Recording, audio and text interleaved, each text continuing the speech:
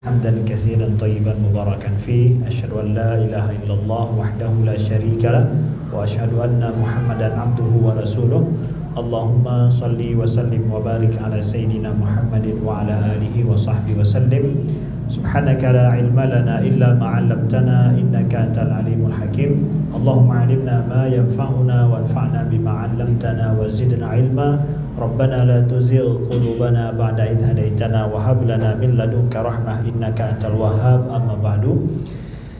Yang dimuliakan oleh Allah, Tengku Imam, Tengku Khatib Masjid Jabal Rahmah, Ustadz Iskandar. Beliau ini saya satu pondok dengan beliau dulu, abah adik letting saya, ya, satu kelas di bawah saya. Setelah 20 tahun lebih baru sekarang jumpa lagi. Alhamdulillah Allah perjumpakan kembali. Jadi saya datang kemari tidak terpaksa tapi dengan sukarela, dan senang sekali berjumpa dengan saudara-saudara kami di sini, baik yang berasal dari Aceh dan juga atau memang yang asli dari sini di luar Aceh. Alhamdulillah Allah perjumpakan di sini semuanya selalu mendapatkan rahmat Allah Subhanahu wa taala. Kepada tokoh-tokoh masyarakat dan kepada seluruh para hadirin dan hadirat yang dimuliakan Allah, kita sedikit bicara tentang masalah haji sebagaimana disebutkan oleh Ustadz Iskandar tadi, Al-Hafiz, ya. Saudaraku yang dimuliakan Allah, nanti insya Allah akan ada tanya jawab seputaran masalah hukum kalau memang ada yang mempertanyakan masalah hukum. Tapi kami akan sedikit bicara tentang masalah haji, makna haji yang mungkin ini tidak banyak tertulis di dalam kitab-kitab atau dalam buku-buku, tapi ini adalah baik berupa pengalaman pribadi, begitu juga daripada makna yang semestinya kita dapatkan daripada ibadah haji, nah, dan juga daripada makna kewajiban haji yang dilaksanakan. Nah, saudaraku yang dimuliakan Allah, ada orang sering mempertanyakan atau mungkin sebahagian orang liberal, ya, itu menyatakan bahwa haji itu kan banyak menghabiskan uang, ya. Haji itu justru memperkaya orang Arab, ya. Apabila setiap saat, setiap waktu, ya, setiap tahun orang seluruh dunia pergi ke haji, itu sungguh sangat secara ekonomi mereka akan sangat kaya, sedangkan kita orang miskin banyak uang mereka tabung hanya untuk pergi ke haji. Ini ada orang yang nyeleneh menyampaikan sampai seperti itu, ya. Kami sampaikan bahwa, atau kita ingin sampaikan bahwa sesungguhnya, ya, pelaksanaan ibadah haji tersebut wujud daripada seseorang yang berkorban demi untuk sebuah prinsip dan idealisme kehidupannya. Setiap kita punya prinsip hidup, setiap kita punya idealisme kehidupan kita, yang apabila itu belum tercapai, berapapun akan kita keluarkan, apapun akan kita lakukan. Justru sekarang kita mempertanyakan orang yang seandainya hidupnya tidak punya idealisme, tidak punya tujuan yang sifatnya ruhani. Orang yang berkata seperti ini itu lebih banyak berpikir bahwa keuntungan hidup itu adalah diukur secara materi saja. Materi itu kecil, tetapi berpikir untuk sesuatu yang sifatnya makna ruhani, ya, makna ketuhanan, itu yang lebih utama dalam hidup. Coba misalkan dulu kita bayangkan saat terjadinya perang, saat Belanda melawan kita, Belanda datang menjajah kita.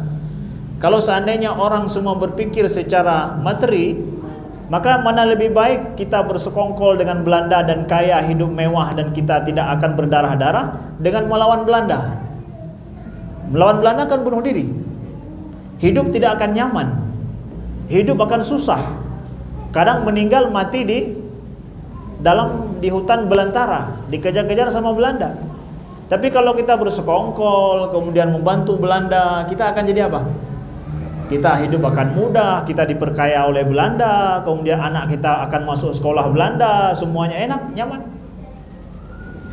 Tetapi ada di sana pahlawan-pahlawan kita yang mereka justru hidup untuk sebuah idealisme kehidupan, yang tidak rela dengan walaupun bagaimanapun susah hidup, akan habis hartanya, anaknya tidak nyaman hidup, dan dia akan hidup di hutan belantara, mereka akan korbankan itu semua untuk sebuah sebuah idealisme kebaikan hidup yang lebih baik. Nah, maka orang yang berpikir seperti itu adalah yang akan merusak masa depan bangsa, akan merusak masa depan kehidupan itu sendiri. Kita juga begitu. Kalau seandainya kita banyak berpikir mengukur segala sesuatu dengan materi, kita akan rusak hidup ini. Tidak ada lagi orang yang mampu berpikir untuk sebuah kebaikan secara rohani. Nah, maka haji ini Bapak Ibu sekalian yang dimuliakan Allah adalah saat di mana kita belajar untuk berkorban harta benda kita, begitu juga jiwa kita, adalah untuk sebuah makna kehidupan, makna ibadah. Kita mendekatkan diri kita kepada Allah Subhanahu wa taala. Dan itu bukanlah sesuatu mengorbankan materi pada sesuatu yang tidak berguna. Tidak, itu sesuatu yang berguna sekali. Orang akan merasa yang pulang dari tanah suci, coba tanya, kira-kira mereka yang pulang dari tanah suci merasa dirugikan tidak?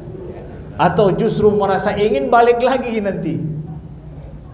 Coba saja buat survei. Kalau ada orang yang begitu mudah menyatakan bahwa ngapain haji itu, mau buang uang aja ya. Coba tanya yang pulang dari tanah suci, merasa rugi enggak? Ya, bahkan mungkin orang-orang travel boleh buat bahwa siapa yang merasa rugi akan dikembalikan dana hajinya dari semuanya. Enggak akan pernah ada orang merasa rugi pergi haji. Bahkan ingin balik kalau bisa setiap saat, setiap waktu.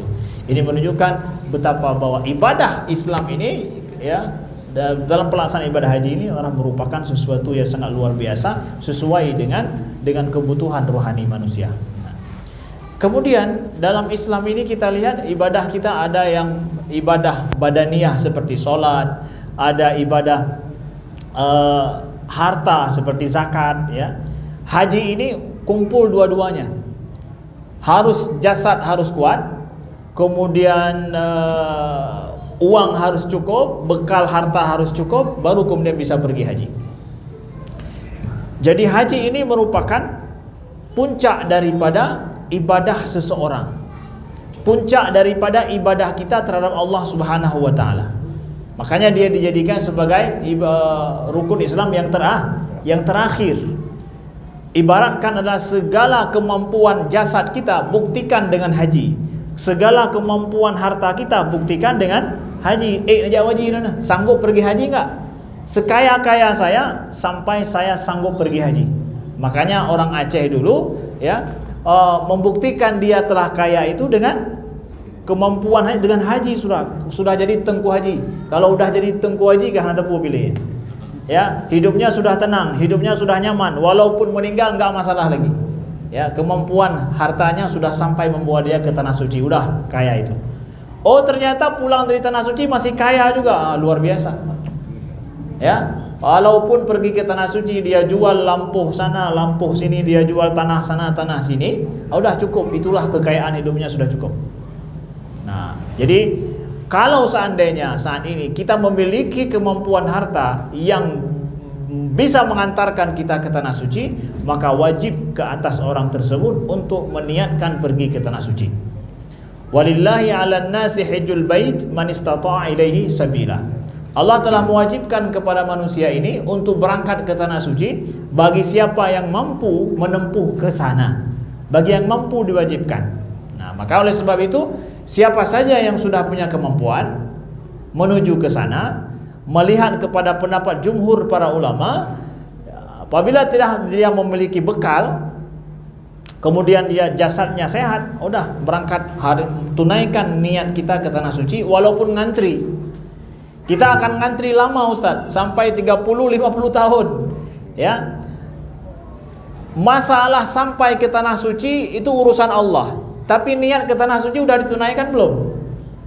Jadi ketika kita mengambil porsi kita itu menunaikan niat saya ke tanah suci. Coba bayangkan orang zaman dulu pergi ke tanah suci, ayah kakek nenek kita dulu pergi ke tanah suci pakai kapal laut. Berapa lama perjalanannya? 2 bulan di atas kapal, kemudian 2 bulan di tanah suci, 2 bulan balik lagi. Ya sama-sama saya 6 bulan. Padahal itu begitu mau pergi haji langsung pergi. Sampainya 6 bulan, pakai karantina lagi. Pulang dari tanah suci ada karantinanya. Seperti di Sabang, itu ada pulau namanya Pulau Rubiah. Itu tempat di mana orang pulang haji karantina dulu selama 2 minggu. Setelah itu baru boleh balik ke rumah. 6,5 tahun lebih sampai ke tanah suci dan pulang dan balik pergi haji. Saat ini kita baru sampai pergi haji itu berapa lama? Sampai 20 tahun baru sampai. Mungkin 20 tahun, mungkin 30 tahun baru sampai. Kita mulai store hari ini udah naik kapal kita terus itu. Walaupun ada di rumah, itu udah naik kapal kita itu. Lama sekali sampainya, 20 tahun baru sampai. Lebih lama sekarang.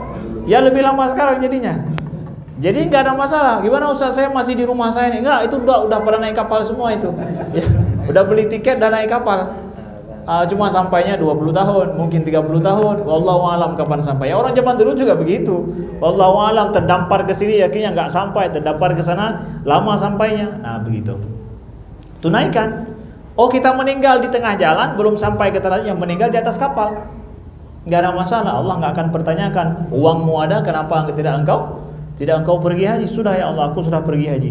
Ya, sudah tunaikan niat tapi menunggu giliran. Nah, begitu saudaraku yang dimuliakan Allah. Kemudian ada yang nanya lagi begini, ya, Ustadz, kenapa itu pergi haji kan? Ya, ada pertanyaan-pertanyaan orang-orang yang suka nanya, tapi udah ditanya kita jawab juga. Bahwa Ustadz, kenapa pergi haji itu ke Mekah? Kenapa nggak ke tempat lain?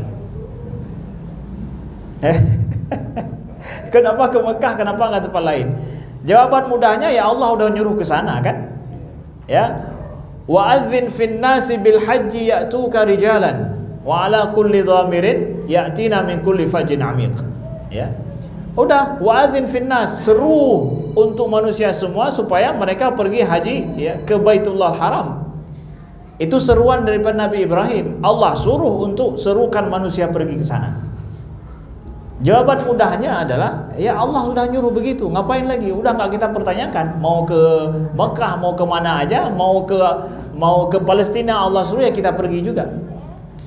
Tapi di sana ada hikmah yang luar biasa kita dapatkan di belakang daripada itu juga. Apa hikmahnya? Haji pergi ke tanah suci Mekah itu wadin ghairi di zar'in, sama sekali tidak ada pohon, kering, kemudian setelah itu panas, tidak nyaman. Ya, waktu saya pergi haji dulu tahun pertama tahun 2003 itu saya pergi haji dari Kairo menuju Saudi, menuju Mekah.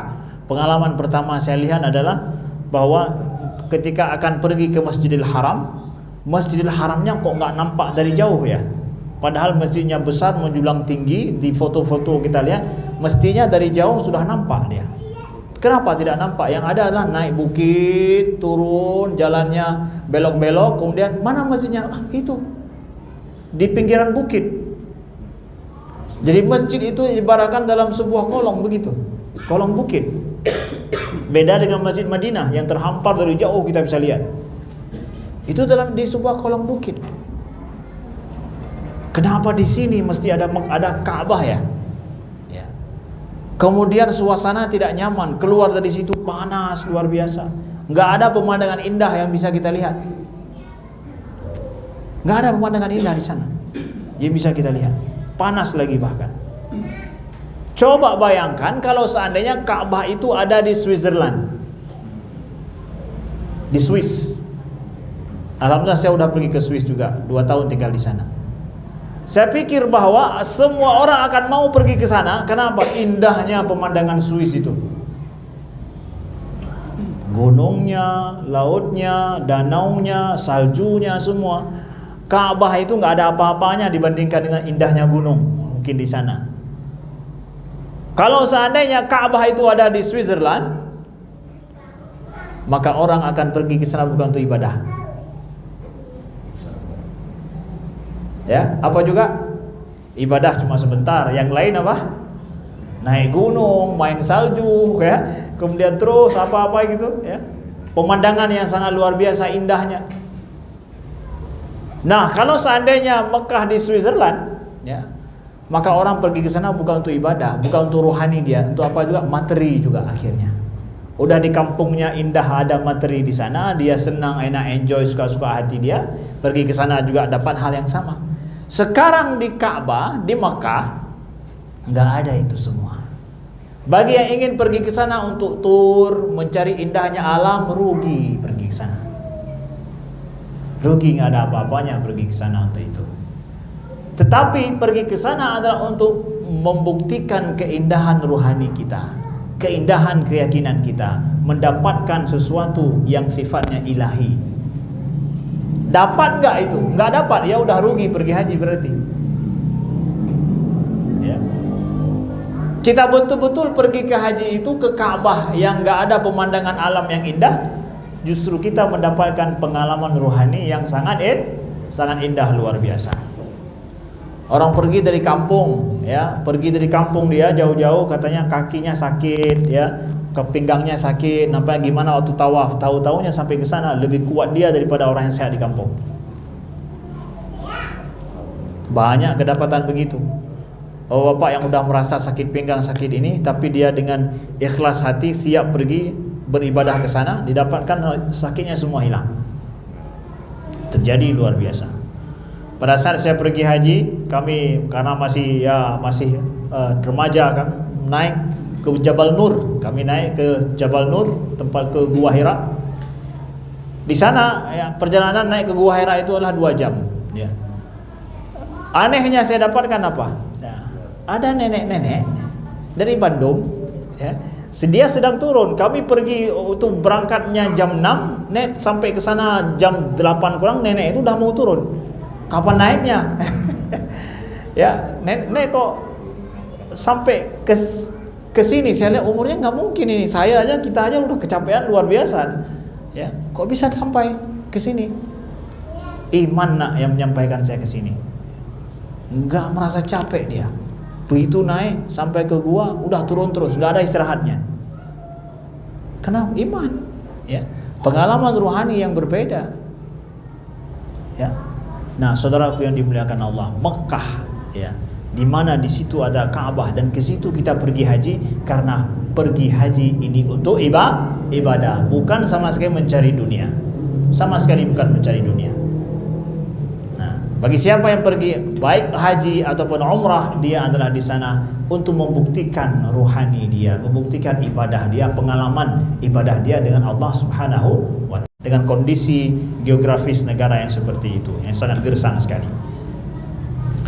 Kemudian saudaraku yang dimuliakan Allah, dalam haji ini juga adalah itu, pergi haji ataupun kita pergi umrah juga adalah itu merupakan ibadah akhlak kita.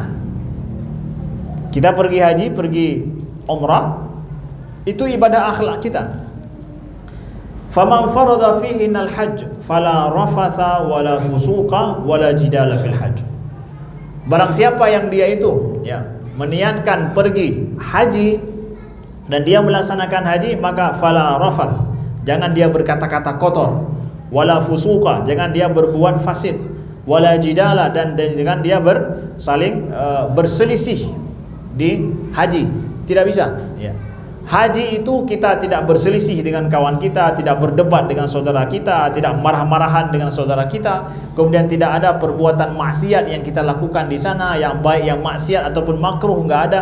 Bukan bawa ke haji sana bawa bawa rokok berselop-selop ke sana untuk demi apa? Demi untuk takut nanti putus hawa nafsunya itu untuk merokok, nggak ada lagi rokok di sana. Jadi bawa dari sini bawa rokok selop-selop ke sana banyak-banyak jamaah haji. Terkejut orang haji, orang Saudi melihat bahwa jamaah haji Indonesia rokoknya luar biasa, ya. Demi apa? Supaya jangan sampai nafsu rokoknya terputus di tanah suci. Mau apa di sana? Kita mau ibadah di sana, ibadah akhlak kita di sana, ya. Fala rafas, nggak boleh berkata-kata kotor, ya. Sesuatu yang sifatnya ada dosa dengan perkataan kita. Perkataan aja nggak boleh ada dosa, apalagi dalam kita bermuamalah hari-hari. Ketika kita pergi ke tanah suci itu tidak ada boleh. Ketika kita berihram ada rambut yang tercabut, ya, ada ranting yang patah, tidak boleh ada. Sama sekali tidak boleh ada ranting yang patah, rambut yang tercabut, kuku yang terpotong. Ya. Maknanya apa? Bagaimana akhlak seorang muslim itu, dari mulutnya enggak menyakiti hati orang lain, dari tangannya itu tidak menyakiti orang lain, maka lingkungannya selanjutnya adalah tidak ada ranting pun yang boleh patah. Ya, tidak ada satu orang pun yang bulunya tercabut gara-gara dia. Ya, kukunya tercongkel gara-gara dia, enggak. Kira-kira kalau kondisi begitu, akhlak seorang muslim itu seperti apa ya? Kiban akhlak orangnya. Masyarakat yang terbentuk dengan pribadi akhlak seperti itu, kira-kira masyarakatnya seperti apa? Damai enggak hidup ya? Haji di mana miniatur masyarakat muslim, akhlak yang paling sempurna yang mereka wujudkan di tanah suci. Miniatur masyarakat muslim dengan akhlak yang sangat mulia yang terbentuk di tanah suci, enggak terbentuk di tempat lain, di tanah suci itu terbentuk. Maka pulang dari sana, yang udah pergi haji, pulang dari sana mampu seperti itu beribadah akhlak sebaik-baiknya, bawa itu ke negeri sendiri, bawa itu ke kampung sendiri. Maka itulah nantinya haji yang mabrur.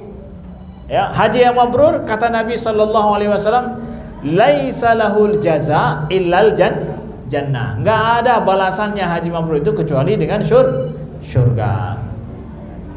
Syurga haji mabrur itu. Kenapa? Akhlak orang itu seperti itu. Akhlak manusia itu seperti itu. Seorang pemikir Jerman, ya, seorang pemikir Jerman, dia muslim masuk Islam, bernama Murad Hofmann, ya. Dia ketika pergi haji, dia bilang bahwa pertama dia pergi haji, ya, habis masuk Islam, pergi haji, belajar tentang haji, masuk Islam, dia bilang bahwa di tanah suci itu hukum sosial, hukum adat nggak berlaku di sana. Sampai hukum adat, hukum sosial saja.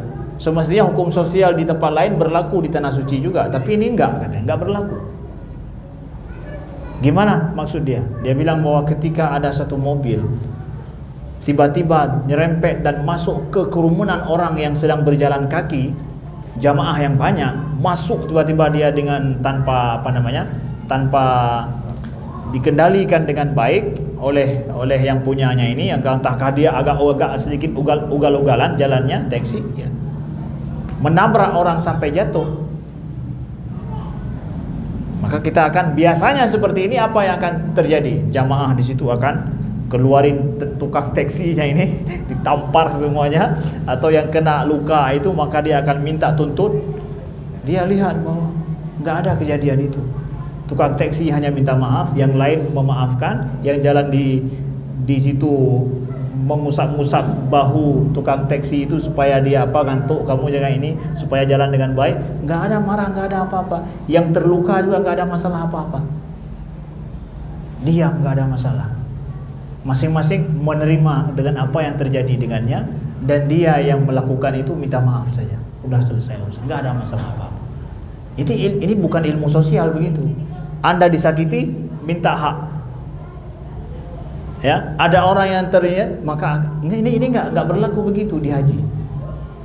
Orang begitu mudah memaafkan. Ya, orang begitu mudah menerima. Dan begitu mudah dia minta maaf. Cukup dengan maaf saya selesai urusan. Nah, ya, gimana itu? Akhlak seorang muslim terwujud itu di tanah suci ketika orang pergi haji. Nah, saudaraku yang dimuliakan Allah, ya. Jadi betullah ibadah ini adalah ibadah haji itu merupakan kumpulan daripada semua ajaran Islam, ibadah semuanya itu terkumpul itu di haji. Maka itulah kenapa akhirnya kita yang sudah pernah pergi haji rindu lagi ingin pergi ke tanah suci. Karena yang indah itu bukan pada pemandangan, ya, bukan pada pemandangan gunungnya, pemandangan pada sungainya, pemandangan saljunya seperti di Switzerland, bukan. Indahnya manusia yang kita jumpai, indahnya akhlak mereka, indahnya pengalaman rohani. Nah, maka merindulah untuk pergi ke tanah suci. Ada kalau di kampung-kampung, di kampung saya, bukan di kampung bapak. Ada yang hari ini nggak, walaupun udah punya uang, nggak berani nyetor ke tanah suci. Kenapa? Belum siap. Belum siap apa? Mentalnya belum siap. Karena kalau pulang dari tanah suci nanti akan menjadi orang baik. Saya belum siap lagi. Bah lagi nyawa dan puji kepreman lagi gimana roh. Ya. Bapak belum siap. Ya, iya saya belum siap. Masih ada 10 tahun untuk mempersiapkan diri, tapi belum siap lagi. Astagfirullahaladzim.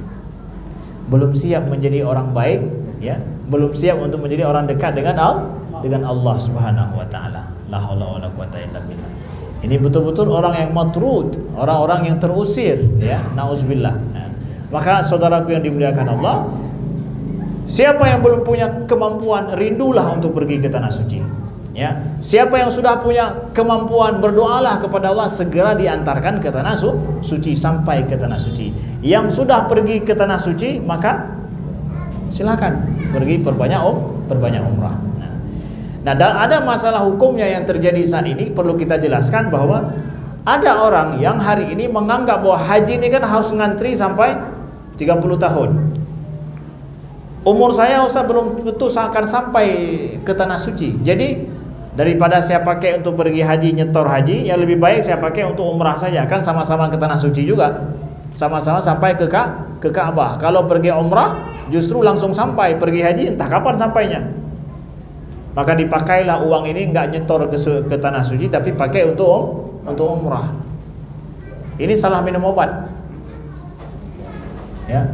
Kita diwajibkan haji kita diwajibkan haji beda dengan umrah. Kita diwajibkan haji ke tanah suci. Tunaikan dulu niat untuk pergi haji, ada kelebihan, maka kemudian karena saking rindunya, yuk pergi umrah sekali, 2 kali silahkan. Tapi berpikir bahwa sebagai ganti haji saya pergi umrah aja lah, nggak usah mikir haji karena terlalu jauh. Enggak akan tergantikan itu semua.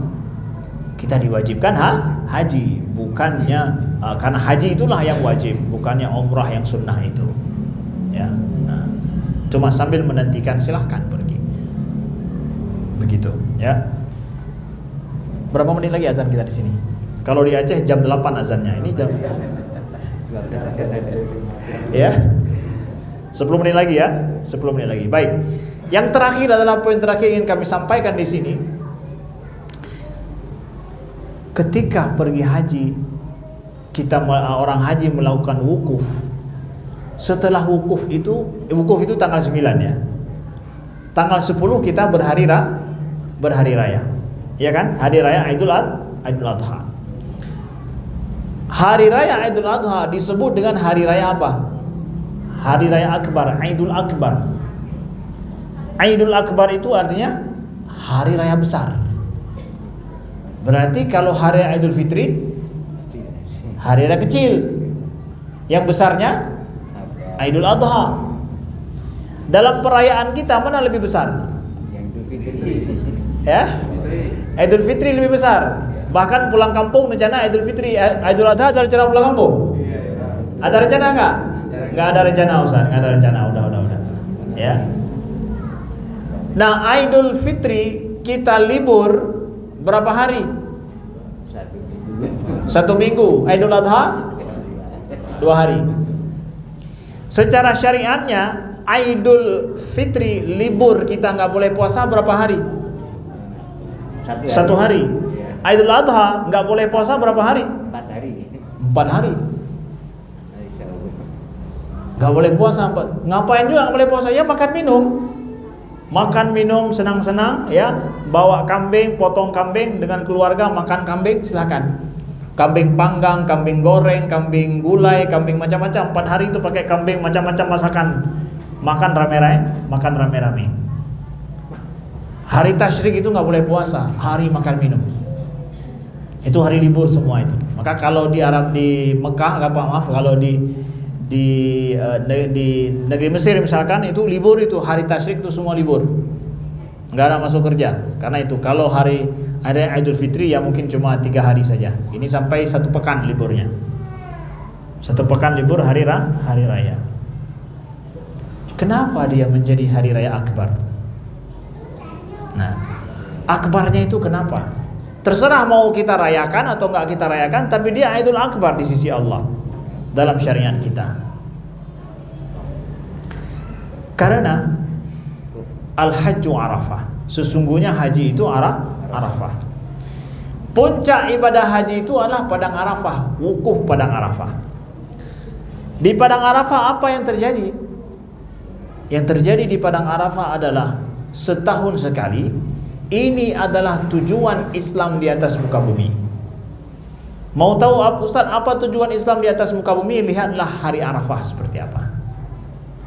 Pada saat semua umat manusia seluruh bumi, seluruh dunia ya, berkumpul di satu tempat dengan baju yang sama, dengan ucapan yang sama, dengan kiblat yang sama, semua ke situ adalah lillahi ta'ala, dan mereka tidak ada sama sekali mereka saling mendengki, mereka saling mengganggu sama lain, semuanya bertalafuz Allahu Akbar, semuanya berdoa untuk Allah, kiblatnya sama, menyatu, enggak ada sama sekali terjadi perselisihan di antara mereka. Mereka damai di atas petak tanah yang sangat sempit.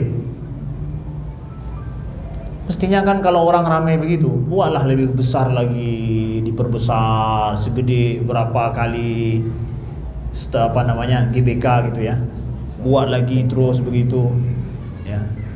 Diperbesar, enggak boleh diperbesar. Udah jelas itu lingkarannya sampai segitu aja. Biar mereka merasakan crowdednya itu, merasakan betapa macetnya tempat, berapa sulitnya mereka di situ. Lihat apa yang akan terjadi dengan mereka. Semua mereka talbiyah lillahi ta'ala, semua diam berzikir kepada Allah. Sehingga Allah katakan dalam hadis qudsi bahwa innallaha yubahi bikumul malaikah. Disitulah kemudian Allah ya membanggakan manusia di depan malaikat. Lihat itu hambaku. Seperti apa mereka? Disitulah betul-betul terwujud tauhid Allah, tauhidullah, dan penyatuan manusia. Situlah terwujudnya agama tauhid yang mampu kemudian akhirnya menyatukan manusia dari berbagai macam daerah mereka yang gak pernah mereka kenal, sekali berjumpa jadi saudara lillahi ta'ala. Maka kapan ini terjadi? Kita di kampung rayakan hari raya. Kenapa? Tuh Islam telah terwujud. Masa kita hidup, tahun kita hidup, terwujud cita-cita Islam di atas muka bumi. Di mana? Di padang Arafah itu terus terjadi. Maka di kampung kita potong kambing, potong lembu, potong semua, ayo semuanya hari raya kita. Takbir berapa lama kita takbir? 4 hari. Kalau Idul Fitri berapa hari pun? Satu malam aja selesai urusan. Ya, satu malam aja. Begitu sholat Id udah selesai takbir. Tapi hari raya Idul Adha berapa lama takbir?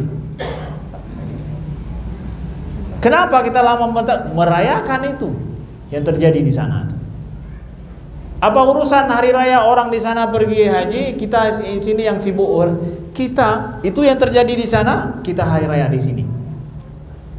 Nah, maksud agama kita terwujud masih di atas muka bumi. Nah, jadi gimana? Ada rencana pulang kampung? Ada rencana pulang kampung ya? Ya begitu saudara. Demikian, mudah-mudahan berguna, bermanfaat. Kalau ada pertanyaan kami persilakan. Assalamualaikum Ustaz. Kita orang tua kita sudah lama meninggal. Jadi kita lihat dia. Bagaimana? Orang tua kita udah lama meninggal. Kita pergi haji, kita niatkan haji untuk orang tua. Boleh.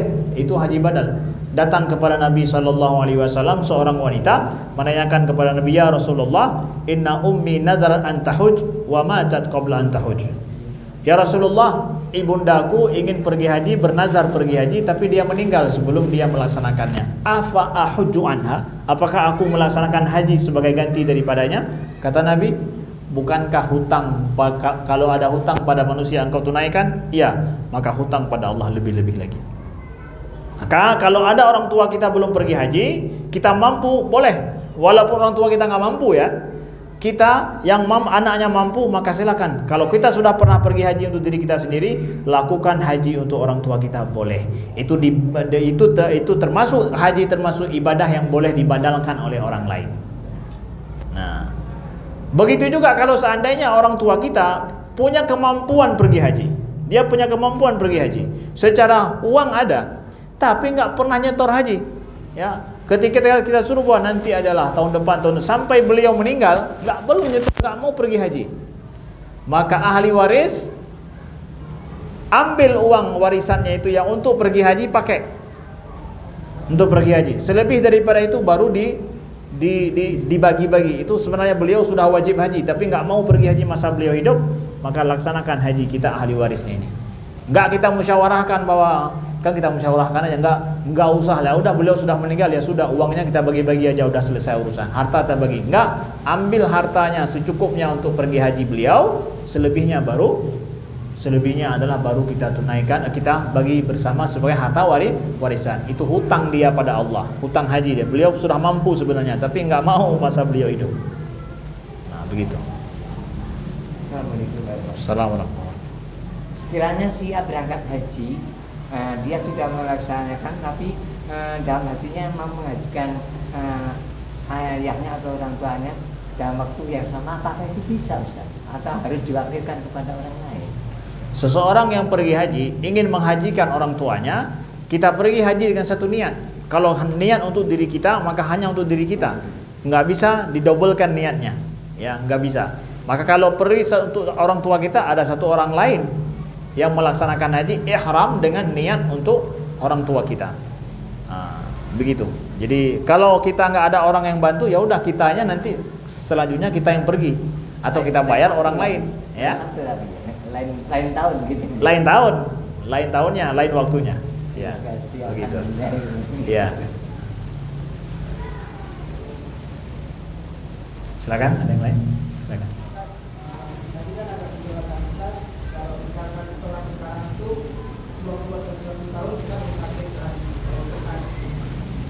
Tahun perjalanan orang yang mentor ini meninggal, apakah uang haji harus dilanjutkan atau uang salat?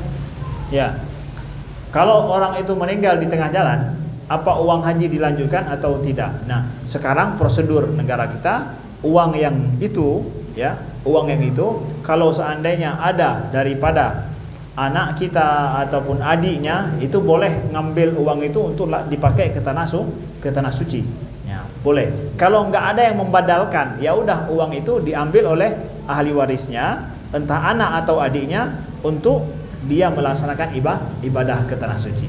Nggak masalah, silahkan. Kalau ada anaknya yang sudah pernah pergi haji, orang tuanya meninggal, ya udah diambil sama anaknya, dia badalkan haji orang tuanya. Kalau nggak ada yang mampu membadalkan, ya udah pakai uang itu untuk pergi haji pertama si anak atau adiknya, nggak apa-apa, lanjutkan. Sudah tertunaikan, ibaratkan orang meninggal di atas kapal, ya udah, ya begitu. Ya Allah nggak akan nanyakan kenapa kamu punya uang tapi nggak kamu pergi. Allah, aku sudah pergi tapi di tengah jalan aku meninggal. Andai kata aku nggak dicabut nyawa aku dulu, maka aku akan sampai ke tanah suci. Ini yang bahayanya, mutar-mutar terus di Ciputat tapi nggak pernah niat pergi haji. Ya, gitu. Baik, silakan. Belakang dulu. Bisa menggunakan orang yang dari Indonesia atau orang yang di sana? Yang afdal dari mana? Boleh di Indonesia, boleh dari sana. Yang pasti ya, dia ketika dia betul-betul menunaikan rukun hajinya, ya ketika ihram pertama dia meniatkan untuk haji, untuk orang yang dia badalkan. Ihram dia masuk ke tanah suci, dia niatkan orang yang akan dia badal itu. Ya, mungkin kalau dari Indonesia mahal, kalau di sana mungkin lebih murah, itu pertimbangan. Boleh di sana lebih murah. Kalau memang ada yang lebih murah, kita bayar orangnya di sana. Tapi yang penting orangnya amanah. Orangnya amanah. Walaupun berapapun habis uang kita nggak masalah, yang penting orangnya amanah. Itu aja. Orang Indonesia juga, bukan orang Arab. Boleh, kalau tahu orang Arab, ada channel orang Arab yang amanah, silakan, boleh. Jadi itu mendapatkan orang yang amanah di mana? Standarnya gitu. Ya. Standarnya dia punya 2 mata, 2 telinga dulu. Oh gitu. Nggak kaget. Ya silakan. Saya pernah dengar ceramah tentang pentingnya sebagai orang tua mendaftarkan anak ya, alias lebih dini lah ya. Ya. Karena memang kenyataannya di lapangan itu kebanyakan yang udah tua, sakit-sakitan juga, dan banyak tidurnya juga di sana. Nah ini mungkin diulas lagi Ustaz, masalah pentingnya mendaftarkan anak-anak kita dari awal. Nah, melihat kondisi hari ini, betul bahwa kita menyarankan dan mengingatkan kepada para jamaah pentingnya untuk supaya yang memiliki kemampuan daftarkan anak kita hari ini untuk haji. Kalau seandainya kita meninggal, harta kita itu kan akan dijadikan sebagai harta warisan bagi anak kita. Nah, anak kita belum tentu kadang dipakai itu untuk pergi ke tanah suci. Maka dengan kita mendaftarkan mereka, nih untuk jatah kamu pergi ke tanah suci, maka uang itu pasti dipakai untuk beribadah kepada Allah. Anggap aja harta warisan yang kita berikan lebih cepat, tapi dipakai untuk ke tanah suci. Saya justru beralasan seperti itu, bukan beralasan nanti sudah tua, bukan. Saya beralasan bahwa sebaiknya daftar cepat ke tanah suci anak kita. Alasannya apa? Toh kalau kita meninggalkan jadi harta warisan. Harta warisan kadang belum tentu dipakai untuk pergi ke tanah suci. Nah sekarang kita minta pakai uang warisan ini untuk engkau pergi ke tanah suci, engkau doakan ayah dan ibumu di sana. Nah itu alasan, kalau saya mengatakan alasannya itulah kenapa bagusnya hari ini daftarkan secepatnya anak kita ke tanah suci. Ya, jangan tunggu mereka kaya nanti setelah kita meninggal. Biarkan mereka nampak kaya ketika kita masih hidup. Ya. Sekian, silakan azan dulu.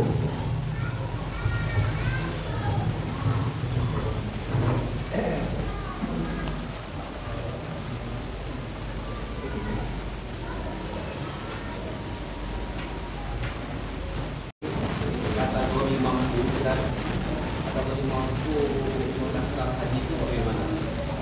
Kadang orang sedang membutuhkan uang karena yang penting bagi dia belum mampu buat jalan keluarga. Kemudian setelah di rumah tidak muncul lagi uang untuk mendaftar haji. Apakah membuat mendaftar haji itu di rumah gimana? Kategori mampu orang mendaftar pergi haji itu seperti apa Ustaz? Saya katakan bahwa kategori mampu itu dibuat sebuah permisalan oleh ulama fikih begini.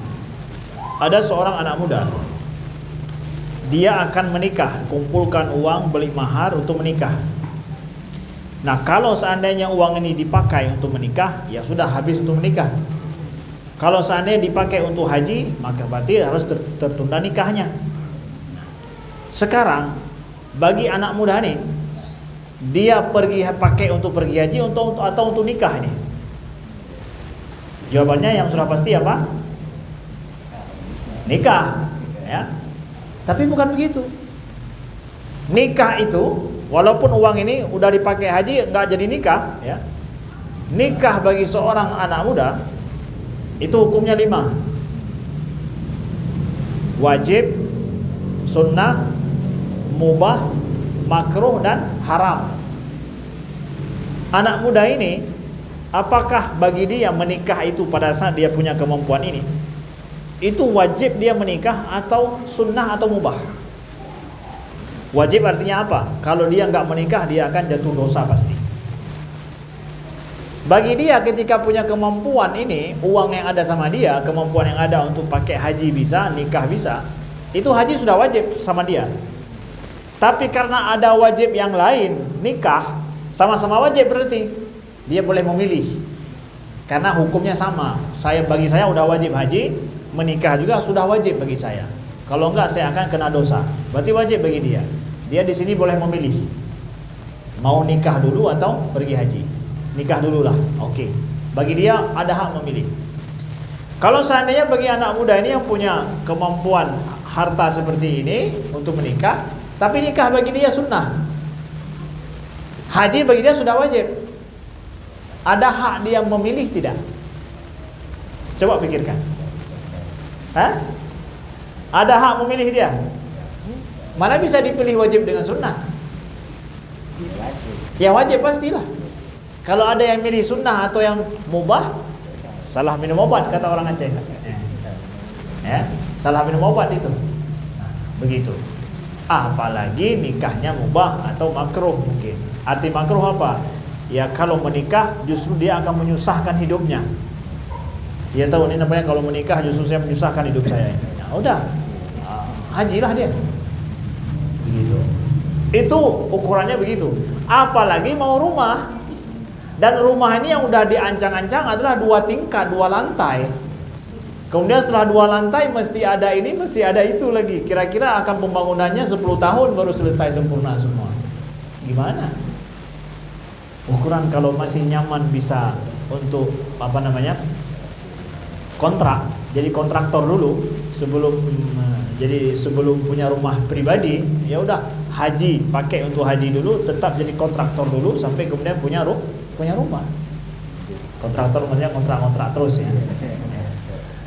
Nah gitu. Begitu umpamanya para ulama membuat kewajiban seorang haji dianggap sudah mampu. Ustaz Rahmat ini udah mampu namanya, apalagi udah punya mobil, jual mobilnya, pakai kereta. Pakai kereta jadinya, ya. Kereta pakai motor ya, di sini motor ya. Baik, ada yang lain? Sudah siap haji semua? Ya. Ya, terakhir ya. Bahasan orang yang waktu berhaji itu nggak ada satu ragi pun yang terpatahkan. Yang saya ingin bertanya sekarang, kan di situ ada lempar jumrah dan ada yang dilempar. Sebenarnya ada apa dengan lemparan jumrah itu dan ada apa dengan batu semua menggunakan dilempar jumrah dan dilempar jumrah?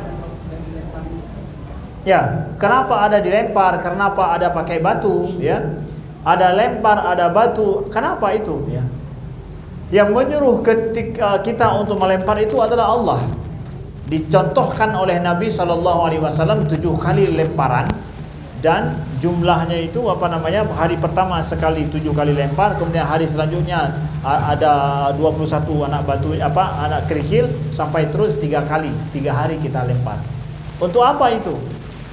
Kemampuan kita untuk patuh pada Allah Subhanahu wa ta'ala. 7 jangan lebih.